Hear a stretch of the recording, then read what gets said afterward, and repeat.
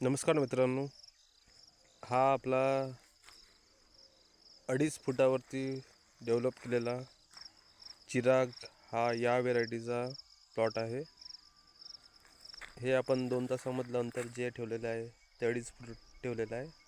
आता या प्लॉटमध्ये घाटी अवस्था आहे, म्हणजे घाट्या भरत आहे. तरी ही जी स्टेज आहे शेवटची स्टेज आहे. चांगला माल पकडलेला आहे झाडामध्ये.